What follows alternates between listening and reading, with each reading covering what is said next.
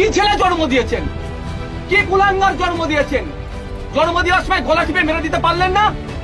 আমি ইজাজের মাকে বলবো, ইজাজের পরিবারকে বলবো, সেই পশুর গর্ভে ইজাজ জন্ম হয়নি, কোন কুত্তার গর্ভে ইজাজ জন্ম হয়নি, কোন মায়ের গর্ভে জন্ম হয়েছে। সুতরাং সেই মায়ের চোখের পানিটা ইজাজের মনে রাখা দরকার। ইজাজ সাহেব যদি মনে করে মমতা ব্যানার্জির পা চাটবে, তৃণমূলের পা চাটবে, ওর পা চাটা আমরাও বার করবো।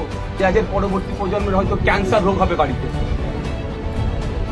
ক্যান্সার রোগ জন্ম হবে, মানুষকে এই ধরনের কাঁদাবে, ক্যান্সার রোগ জন্ম হবে।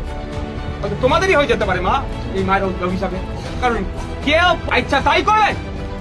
ওই পুলিশের যে ড্রেসটা পরে আছে, এসআই এর যে স্টার চিহ্নগুলো লাগানো আছে, এই মায়ের ট্যাক্সের টাকাতে ওই পড়ে আছে।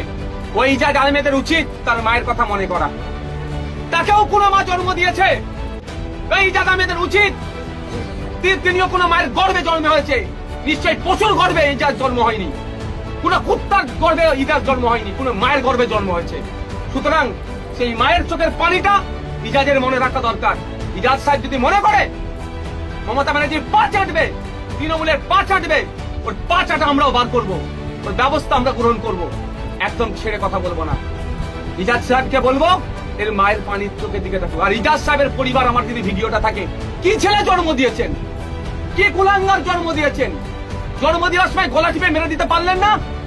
আমি ইজাজের মাকে বলবো, ইজাজের পরিবারকে বলবো, ইজাজের ভাইদেরকে বলবো, ইজাজের ফ্যামিলি থাকে তার স্ত্রীকে বলবো, ইজাজের শ্বশুর থাকলে তাকে বলবো, কি জামাই করেছেন আপনারা। ওই জামাই দেখুন, এর মায়ের মুখের দিকে দেখুন, মায়ের চোখের দিকে দেখুন। আমি ইজাজের মাকে আবারও বলবো, কি ছেলে জন্ম দিয়েছেন। ইজাজের বাপকে বলবো, কি ছেলে